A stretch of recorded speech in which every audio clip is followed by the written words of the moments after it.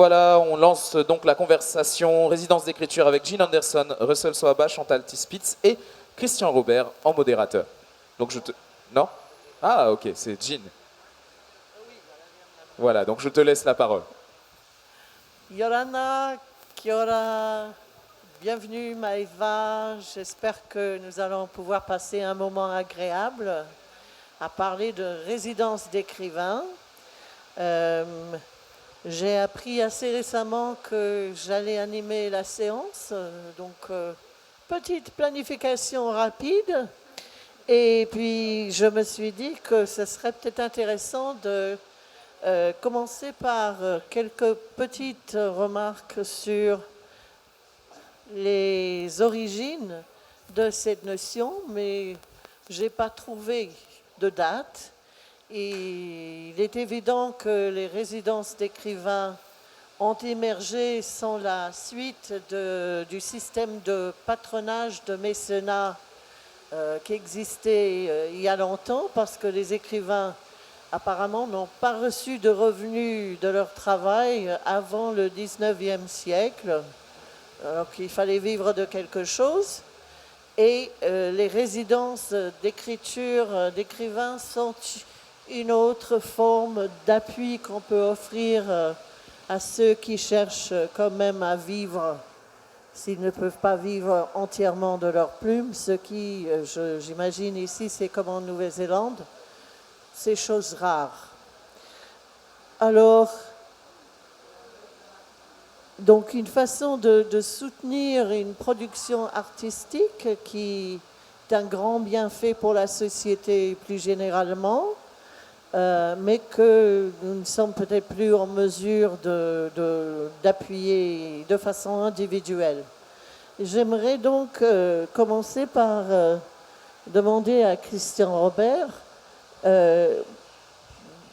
pourquoi cette idée de l'AETI, l'Association des éditeurs de Tahiti et ses îles, de fonder des résidences d'écriture et dans quelles conditions cette idée vous est venue? Alors, elles sont venues en fait par défaut. Ça fait des années qu'on estime qu'il faudrait des ou une résidence d'écriture en Polynésie, et personne ne le faisait. Et donc, on n'est pas sûr que ce soit vraiment l'objet d'une association d'éditeurs, à vrai dire, hein, mais à force d'attendre, et puis un jour on s'est dit, bon allez, on va le faire, au moins ça se passera, et c'est ce qu'on a fait.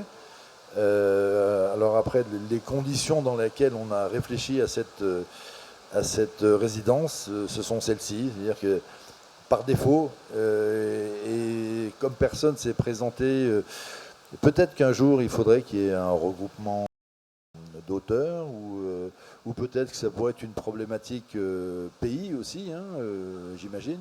Enfin voilà, nous on l'a mis en route et je pense qu'on est assez contents.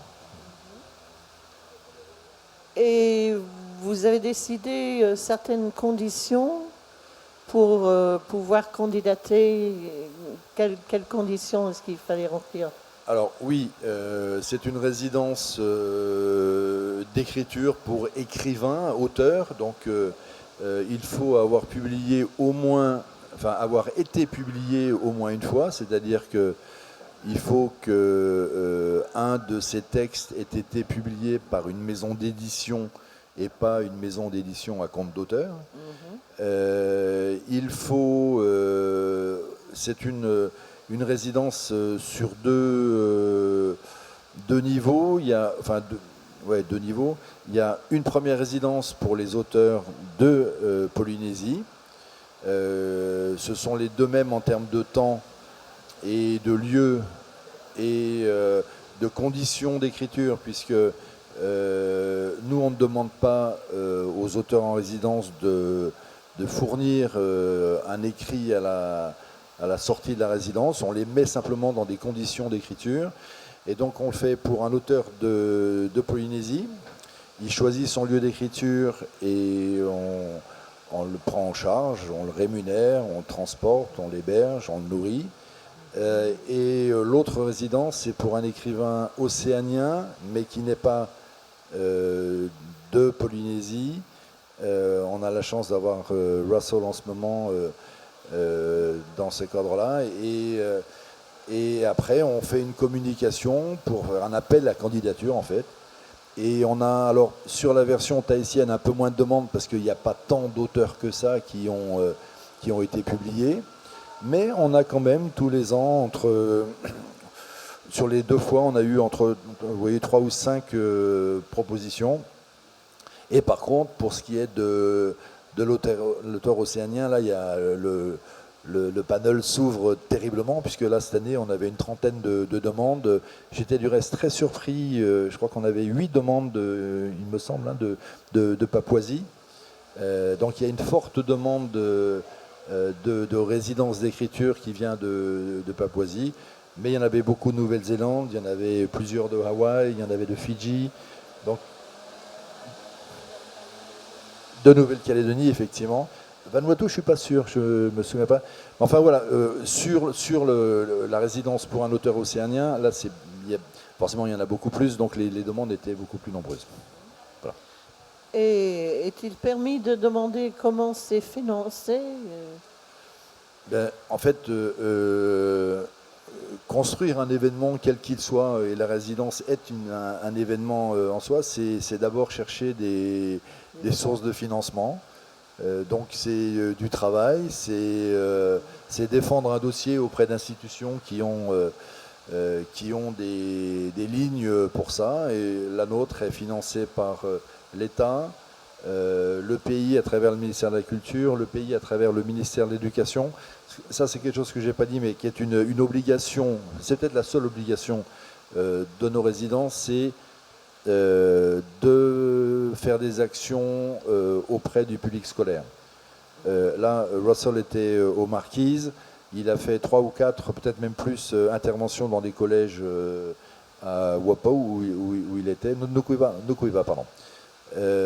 Donc ça, c'est la seule obligation, il faut aller rencontrer les scolaires. L'an dernier, Titawa était à Mareva, donc aux îles Gambier. Et elle a eu du reste des échanges incroyables avec le public scolaire. C'était des collégiens, il me semble. Et du reste, ça nous a beaucoup touché. Et tout le monde, Titawa la première, elle y était allée parce qu'elle avait ce titre mutisme. Et les collégiens, surtout les collégiennes de Rikitea, ont écrit un texte qui s'appelle Mutisme à Mangareva. Et ces jeunes collégiennes surtout, mais on dit des choses qui étaient tues jusqu'à présent. Donc je pense que ça a été bénéfique pour tout le monde. Titawa était très touché. Je pense que les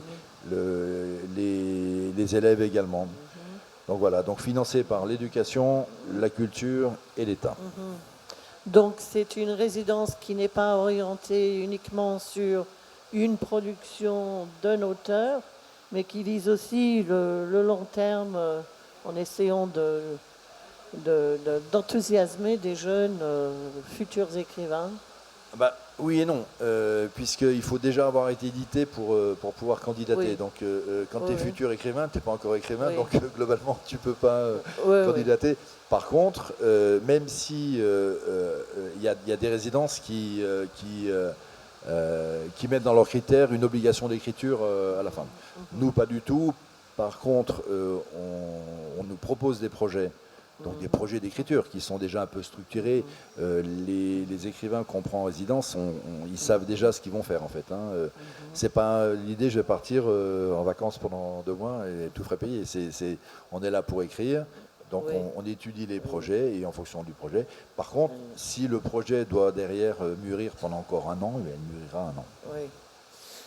Ok, j'explique que je vais, dans quelques petites minutes, parler aussi d'une résidence d'écriture à Wellington, en Nouvelle-Zélande, avec laquelle j'ai travaillé pendant un certain temps déjà, mais que c'est une résidence très différente. Je pense que je vais donc essayer de passer la parole à nos 2 écrivains justement en résidence ou qui ont été en résidence. à commencer, si vous voulez bien, Russell, par vous. Est-ce que ça va créer des problèmes si je parle en anglais à ce moment-là? Non? Ok. Bon, alors, est-ce qu'on peut commencer, Russell Swaba, par vous demander ce qui vous a motivé pour candidater pour cette résidence en particulier? Est-ce qu'il y en a d'autres que vous auriez pu considérer?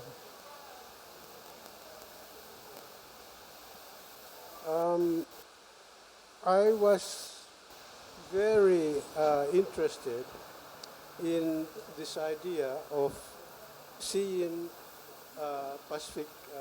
Is it? Can you? Yes. I was very interested in seeing this idea of Pacific Island writers and so on. So I knew that there were quite a good number of applicants from my country, like Papua New Guinea. And the thing that made me want to apply was that I felt that not all of them would qualify to meet the requirements of the residency. So in a way, I would do so as a kind of precedence. The other way of looking at this is that within the Pacific region, we have so many great writers. Some of them are here, or most of them are here among you, and I feel, I feel a bit, anyway. I feel, that when I was applying, it is because of my own group of writers in Papua New Guinea, where I felt that, they would not quite qualify to meet the requirements of the residency. We know that in any kind of residency, you must be in a position to have already or closer to having produced a manuscript or a good-looking manuscript in order to take up the residencies. That is a requirement. In our case, it's quite difficult to say because in Papua New Guinea we don't have such things as writers in residencies. So I applied as a way of setting a precedent for those young writers who would one day, or I'm sure will one day, benefit from residencies like this. And you are all very kind, about these residencies, such as this. And all I can say is I just don't know how to say thank you, And I know it involves a lot of money, and as well as that, it also requires a lot of work. But there are times I think that most writers are never quite ready, to take up residencies. But they do apply anyway, for one reason or another. We don't know. And whatever happens afterwards is usually seen in the results that come out, after the residencies. So when I think about this residency here, I feel quite hesitant, Should I be here or should I not be here? Those questions, keep, recurring, in me. And at the same time, we have so many requirements, so many rules. I know there are publishers who have contracts and so on and so forth. And these are contracts they observe with their writers, And if a writer is good, they sign a contract. And so they go on their way and keep working at whatever it is that they want to work on. It's an enormous amount of task. But I don't think I'm one writer who fits into that category. So I'll come down to the last point, last but no, point about what made me want to apply. Firstly, because my people are not qualified, and I see that the Pacific region itself is full of so many great writers.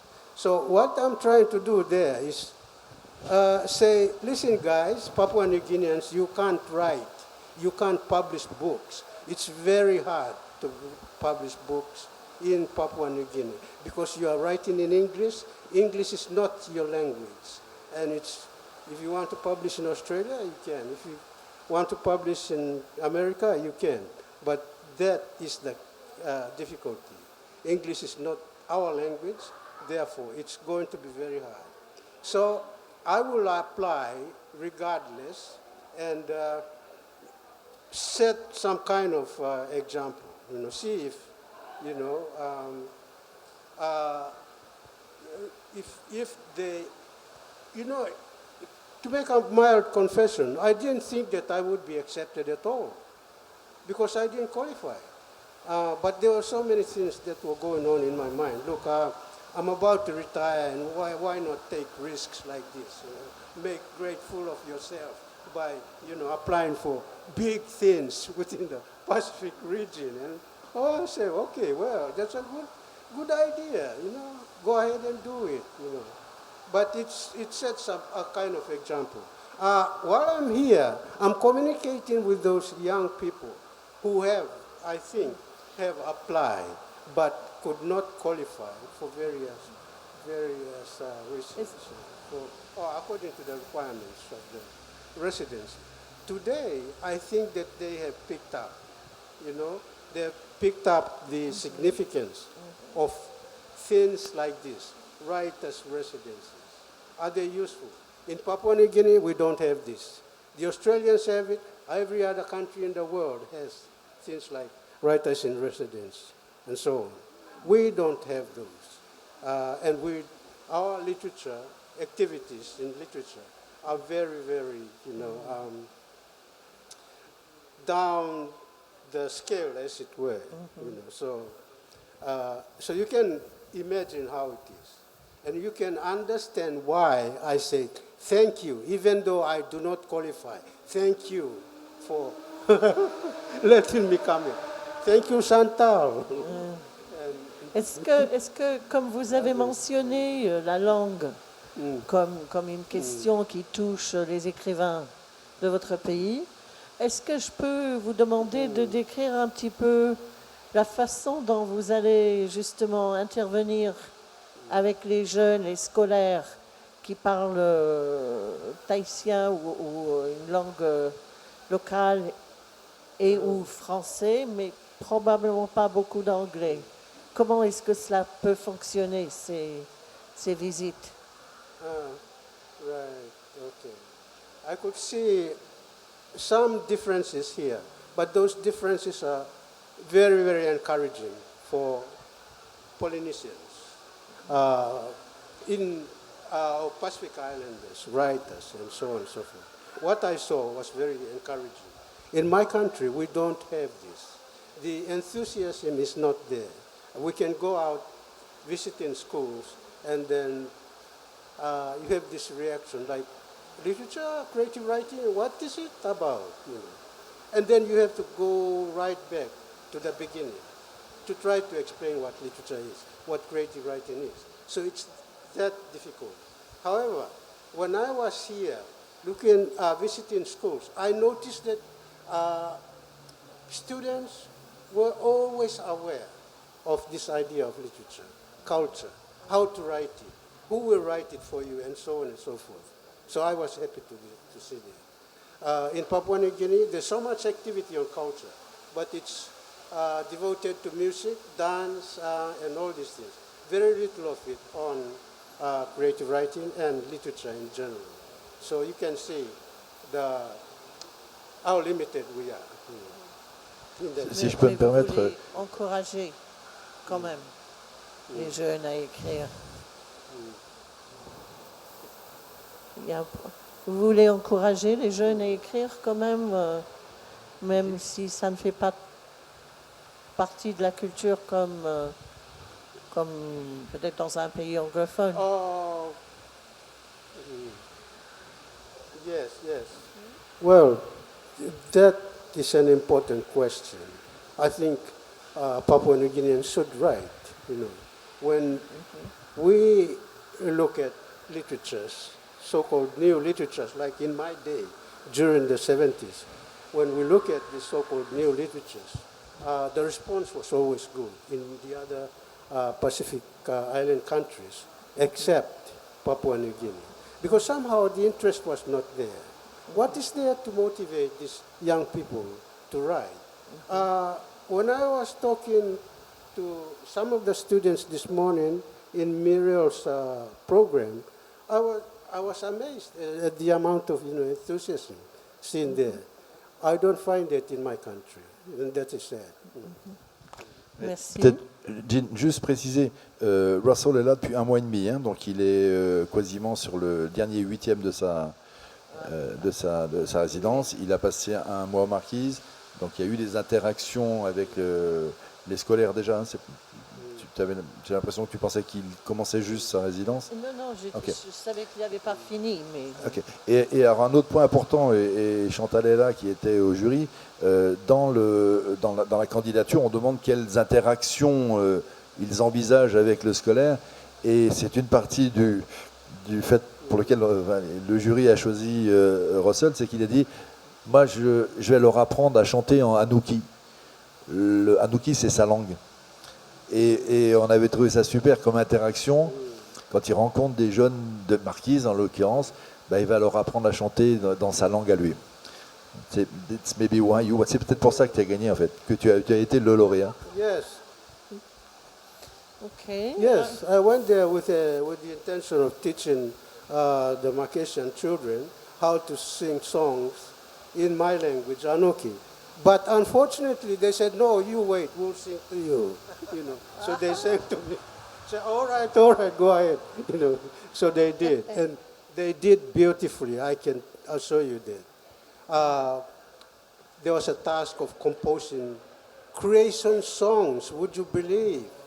Coming from children, singing about creation. You know, this idea of creation, and there's poetry in it. And they sang it, and they did that quite naturally. I felt homesick, when I saw that. But that's it. That's the thing.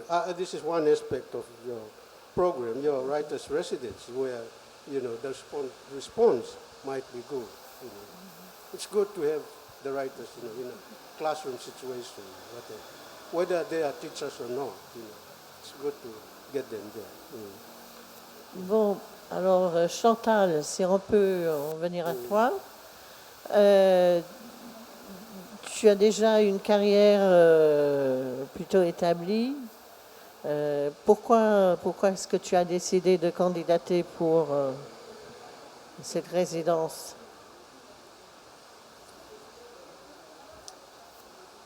Alors, parce que pendant 2 mois, je ne vais pas faire le ménage, je ne vais pas faire la cuisine, je ne vais pas laver le linge, et je vais écrire. Ou enfin, je vais essayer d'écrire. Parce que je suis à la maison, je me dis, bon, ok, là, je vais écrire, et immanquablement, il y a des gosses qui appellent maman, maman, bien sûr, elle fait. Sinon, c'est les petits-enfants. Sinon, il faut aller manger avec la copine. Sinon, tu as l'autre qui est malade, il faut aller... Bon. Alors, j'ai dit à Christian, non, là, il faut que ça s'arrête. J'ai un projet qui me trotte dans la tête depuis des années. En fait, c'est un projet qui est un peu compliqué parce qu'il faut que... J'ai envie de faire un roman avec une base historique, donc il faut que je cherche que j'aille dans les archives et tout. C'est un travail que j'ai déjà commencé depuis quelques années, mais là, j'avoue que je ne sais pas quoi faire de toutes les archives que j'ai et il faut que je mette de l'ordre et voilà, pour pouvoir avancer. Donc, ça n'a rien à voir avec être établi ou pas, ça a juste à voir avec la vie quotidienne d'une femme. En fait, je suppose que Russell, c'est plus simple d'écrire parce que lui, c'est un homme. Donc il a une femme pour faire son A, il a, voilà, pour laver son linge et tout. Moi, c'est pas le cas. Montané, il est gentil, mais tous les jours faire le ménage, c'est pas trop son truc, tu vois.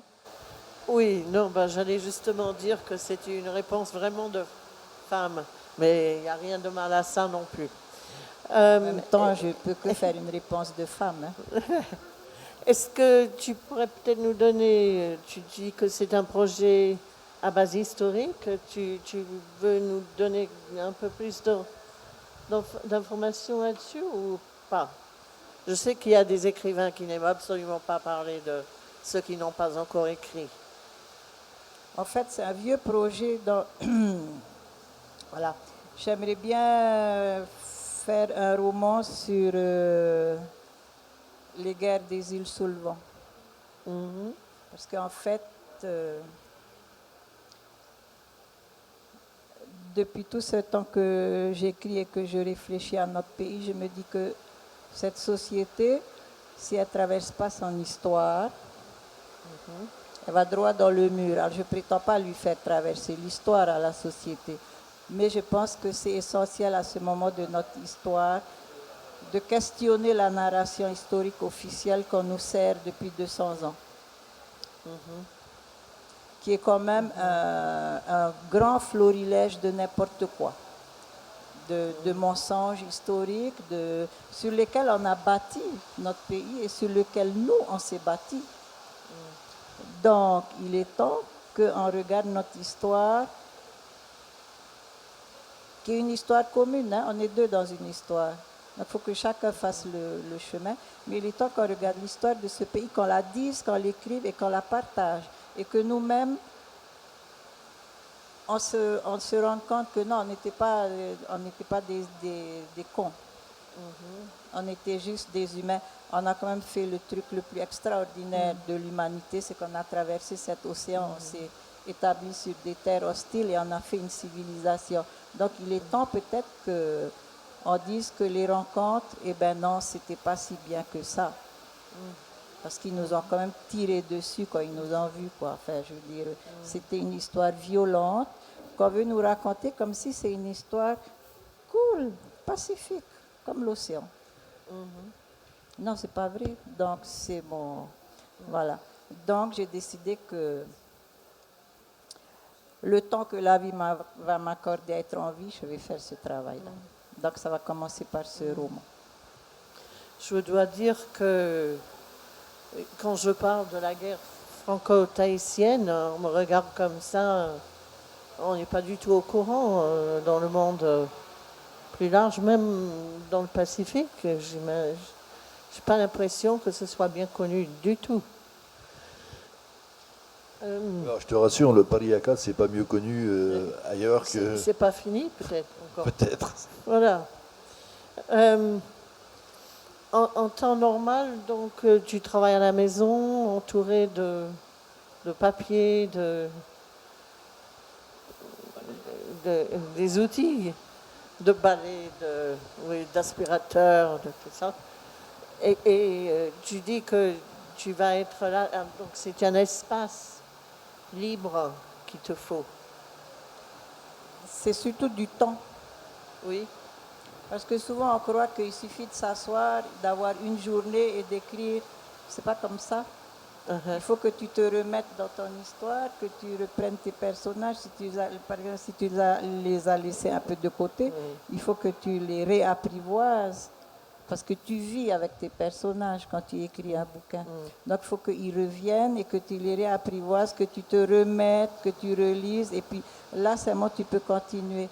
Donc une journée ou même, pour moi en tout cas, il faut au minimum une semaine où je fais que ça. Voilà. Donc c'est pas juste tu t'assois, tu sors ton cahier ou ton ordinateur et puis hop, c'est parti. Tu écris 4 heures, tu as fait 5 pages. Non, c'est pas tout à fait comme ça. Donc moi, j'ai besoin de temps et surtout j'ai besoin de calme pour écrire. Quand j'écris, en fait, je n'ai pas besoin de manger, par exemple. Non, je n'ai pas besoin de manger. Oui. Donc, de préférence, tu travailles tout d'un trait. En fait, je peux travailler 6 heures d'affilée, 8 heures d'affilée, mais je ne Wow. mange pas, quoi. Je fais que ça. OK. Donc, j'ai vraiment besoin d'un espace où je peux faire ça, quoi. J'allais demander si tu avais une distraction préférée, mais ça n'a pas l'air de s'appliquer dans ce cas-là. Je pense que si vous voulez bien, je vais maintenant passer à la résidence d'écriture à Wellington, en Nouvelle-Zélande. Juste d'abord pour vous expliquer comment cela s'est fait et comment cela fonctionne. Et je dois dire que personnellement, j'ai très très envie qu'il y ait des candidats du Pacifique francophone.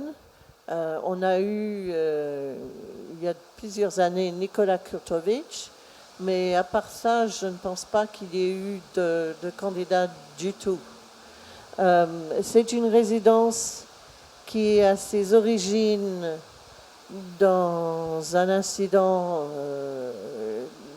qu'on aimerait mieux oublier, sans doute. Après le fameux Rainbow Warrior, la France a accepté de créer ce qu'on a appelé le Fonds d'amitié, the France New Zealand Friendship Fund, qui a subventionné de nombreux projets pour renforcer les liens entre la Nouvelle-Zélande et la France. Parmi ces projets, le Randall Cottage, c'est une toute petite maison au pied d'une colline à Wellington, 2 chambres quand même, il y a des gens qui viennent avec leur famille, et qui permet à 6 mois à un écrivain néo-zélandais ou une écrivaine néo-zélandaise de venir travailler dans le cottage, et l'autre moitié de l'année est consacrée à un écrivain français, ce qui comprend évidemment les écrivaines du Pacifique. Donc, si vous avez des questions après pour le processus de candidature, je veux bien essayer de répondre. Il y a un appel qui passe par l'ambassade de France en Nouvelle-Zélande. Ensuite, l'ambassade fait un premier tri et un jury qui sélectionne le ou la candidate qui doit avoir en principe un projet plutôt précis et qui, de préférence, traiterait des liens avec la Nouvelle-Zélande. Selon le personnel de l'ambassade, l'importance accordée à ce projet varie. Donc, je ne peux pas vous dire qu'il faut absolument que le projet soit comme ça ou comme ça. Nous avons, là, ça fait maintenant 40 écrivains qu'on a reçus, 20 ans. Je vous ai laissé un petit papier où vous avez des renseignements sur le cottage. Nous venons, ça c'est le seul exemplaire qui existe pour l'instant sur la planète, qui n'est même pas encore broché. Si vous voulez peut-être faire passer ça, j'aimerais bien l'avoir à la fin. Mais à part ça, je ne sais pas s'il y a autre chose d'utile que je puisse ajouter, sauf que allez sur la page internet de l'ambassade de France si cela vous intéresse. Je ne sais pas si je devrais dire ça si nous sommes sur YouTube ou en live, mais j'essaie de négocier avec l'ambassade pour réserver une année uniquement à un écrivain du Pacifique francophone, parce qu'on a souvent des écrivains de profil extrêmement impressionnants, et si vous regardez la liste des écrivains dans le livre, il y a eu Charles Julier, Annie Sauman, des grands noms de l'écriture française et j'aimerais quand même qu'on réserve un peu plus de place pour des gens qui travaillent forcément dans un marché plus restreint. Ben, je vous tiendrai au courant de mes discussions. On verra. Bon, est-ce que il y a un peu de temps pour des questions Oui. Il y a quelqu'un pour prendre le micro?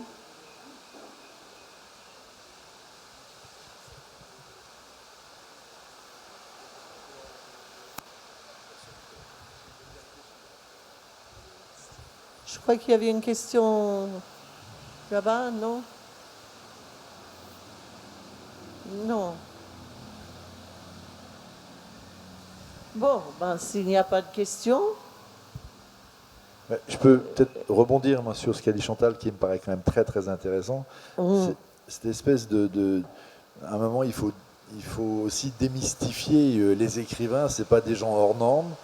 Ils se lèvent le matin, ils mangent, ils travaillent, et après ils vont se coucher. Et alors il y a des gens qui ont un travail, c'est facile, parce qu'ils partent de chez eux et ils bossent, donc ils sont obligés de bosser, et après ils rentrent. Un écrivain, ça a les mêmes contingences que tout le monde en fait. C'est assez intéressant parce qu'on a tendance à se dire, Ouah, c'est un écrivain, ouais, super. L'écrivain, il a aussi des réalités qui sont très, très du quotidien en fait. Donc ça me paraît quelque chose de très intéressant. Et c'est ce Chantal a parfaitement illustré le truc. C'est-à-dire que faire une résidence d'écrivain, c'est ça, c'est mettre dans des conditions où on peut penser à son écriture. Après, ça va plus ou moins loin. 6 mois, c'est merveilleux, même si beaucoup d'écrivains du Randall Cottage ne restent pas 6 mois, il y en a qui restent moins. Mais c'est quelque chose d'intéressant. C'est-à-dire qu'à un moment, il faut aussi considérer qu'un écrivain, c'est quelqu'un qui est à peu près comme tout le monde et qui est obligé aussi de vivre et de se sustenter. est-ce que je devrais souligner que je ne m'occupe pas du ménage du Randall Cottage? Ah, tu fais pas le ménage? Non. Je Je dis ça parce qu'il y a eu une fois que je nommerai pas, quelqu'un qui est arrivé et qui nous a demandé d'envoyer la femme de ménage. Il n'y en a pas, désolé. Non. Ah, ok, donc c'est une condition importante, c'est quand vous êtes en résidence au Randall Cottage, il faut que vous fassiez le ménage. C'est ça que tu veux dire, hein? C'est ça que je veux Donc dire, oui. Chantal, c'est pas pour toi. Le jardin, on s'en occupe. Oui, alors peut-être aussi, on avait déjà parlé les années précédentes, on a reçu au moins 4 auteurs qui ont été en résidence au Randall Cottage. Hein, Oui. Nicolas Kurtovitch, bien sûr, parce que derrière il a été publié au Vent des Îles. David Fauquembert, Bluff, ça a été écrit, enfin pas écrit, mais pensé, consommé, digéré, recherché au Randall Cottage. Tan Van Tranut, Kawe Kaweo, c'est quelque chose qui a été fait également et publié chez nous. Et le 4e, c'est Pierre Furlan. Avec du reste quelque chose d'assez intéressant, c'est que le texte que Pierre avait écrit à l'époque a été publié en Nouvelle-Zélande chez Victoria. Non, j'avais traduit Le rêve du collectionneur. Un livre précédent. Mais le rêve du collectionneur aussi. Oui, c'est vrai. Oui. Ah oui, tu as tout à fait raison. Oui. Voilà. Et les questions sont bienvenues. Hein. C'est pire qu'un cours, ça. Hein. Vous avez des questions? Tu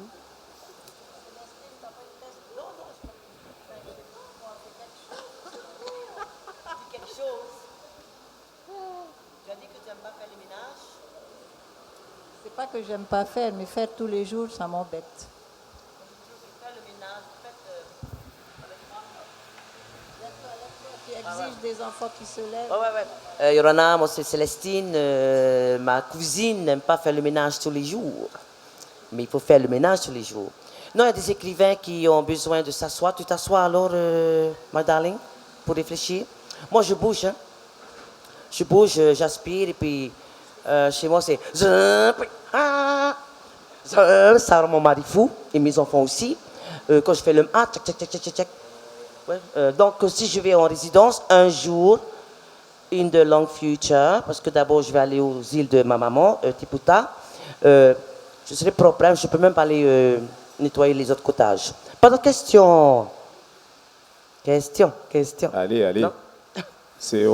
Vous avez 10 minutes pour le faire. Donc il y a encore un petit peu de Ah marge. oui, Vas-y, monsieur, je suis tellement honoré de vous avoir rencontré et on s'est parlé plus tôt. Et je me demande pourquoi vous pensez que vous ne méritez pas ce que vous méritez. Et- I'll tell you what. When I first read your novel, you were writing in English, and the first thing that came to me after reading 2 or 3 paragraphs was that I said, no, this writer is not an English-speaking writer. So I could tell, that quite straight away, But that's something else. And it also, reason why I reacted that way was that it encouraged me to write too, because the language is not mine. You know what I mean? So, when I read that, I said, well, here's someone to whom English is not a first language, right? So I'm reading it, and I'm seeing this, and I see myself in that language, all right? So I read the rest of the story to see how comfortable you are, with your housework and other things, so on and so forth, as the narration goes. And I can assure you it's very difficult, very, very difficult. I don't know what Mr. Ihimira thinks, but that is my experience. I'm just sharing this with Celestine, How does it feel? For me, it's quite a struggle, writing in English. I have to write a sentence, first of all, see how it looks like, how many errors are there, and usually there are plenty, and then come back to the sentence again. But to the one to whom English is a first language, like you, and you are writing about your culture, quite apart from the English one, I wonder how you feel about that,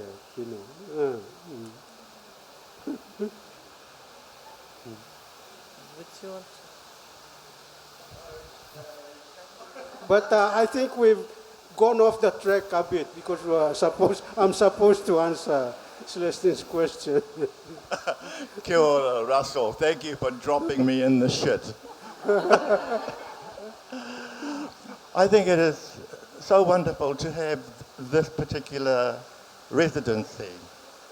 And 2 months is precious for any writer in any language, Right. for them to be able to have the opportunity to just get some work done. Right. The dilemma is what happens afterwards, whether or not that work can be published, not always by Christian, but by other publishers in our region. Because we would love to have stories of the Leeward Islands to put beside Parihaka woman, La Femme Parihaka. We would love to have stories from Papua New Guinea to be put aside Australian writers, Aboriginal writers, and Maori writers. I have to say that often I've had this issue about having La Femme Parihaka published here when it could be one of Celestine's novels or one of yours. However, in my defense, I have to say that La Femme Parihaka is a French roman. It is in the French roman tradition. In New Zealand, in Auckland, we have one of the largest and most important archives of Alexandre Dumas. So what I did was to work with those archives And La Femme Parihaka, for instance, is a retelling of the story of the man in the iron mask. So just as you yourself used the mask as a motif in some of your work, in this case, I have used the mask in the man in the iron mask. My main character, Horitana, is forced to wear this mask by European colonizers, and he wears it for 7 years. So this is why, in the end, I was able to morally accept that Christian published this particular novel. But I commend you all, I commend all of us to make sure that our writers are supported, not just 2 months residencies, not just 6 months residencies, but for all their lives. So I want to congratulate you both and congratulate Eugene for supporting the Randall Cottage and congratulate you, Christian, for your work. We are looking at this as part of a whole system of literature and education. And this is a very important part, but not the only part. For instance, I would be interested, Chantal, because I'm going to put you in the shit now. What is literature? Is it tattoo? Is it song and dance and theatre? What is it? Precisely. Well, the question remains as it is. What is literature? And I would not be in any kind of position to provide an answer to that because there is no definite answer to the question. And I usually leave it as it is, as a question. It's a question that will never be answered, as a matter of fact. No writer in residence term will ever help to successfully answer a question like that, which is an important one, very important one. And I think it will just remain in our consciousness for quite some time. Est-ce que je pourrais juste intervenir pour faire un commentaire qui fait drôle de la part de quelqu'un qui a enseigné, corrigé, blablabla. Il n'y a pas d'erreur. There aren't mistakes. There are variations. La langue, c'est la vôtre. This is your language too. Just take your language and do what you want to do with it. Don't worry about whether you're going to get 2 out of 10 or 10 out of 10. Just use it. It's a tool. Oh, right. Yeah, there is Please. a tremendous amount of possibility in there. And it's only a matter of creating readership for that. Yeah. Then it becomes. Juste une question. Pour le mot résidence, en anglais on le garde ou on dit dwelling? En anglais, c'est a writer's residence Ah oui, c'est comme en français. or a d'accord. residency, Ouais. depending on how easy merci. you are. C'est bon, encore une question dans le public?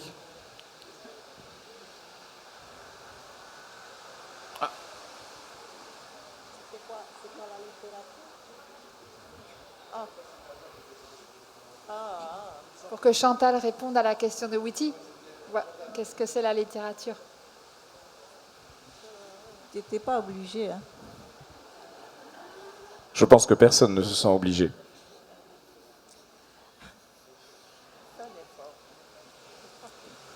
En fait, la littérature, moi je ne sais pas c'est quoi. C'est les spécialistes, les universitaires qui savent c'est quoi la littérature.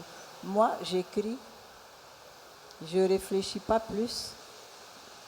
Je ne fais pas de la littérature, moi, je suis juste quelqu'un qui écrit des livres, des histoires et voilà. Et qui essaie de sortir tout ce qu'il y a en moi avec enfin, du mieux que je peux avec les outils que j'ai à ma disposition. Mais je ne sais pas c'est quoi la littérature, parce que moi je ne fais pas de littérature, j'écris. Je suis quelqu'un qui écrit. Ok. Je pense de toute façon on arrive à la fin. Merci à tous. Est-ce qu'on peut applaudir, s'il vous plaît? Merci tout le Un petit monde. peu tout le monde.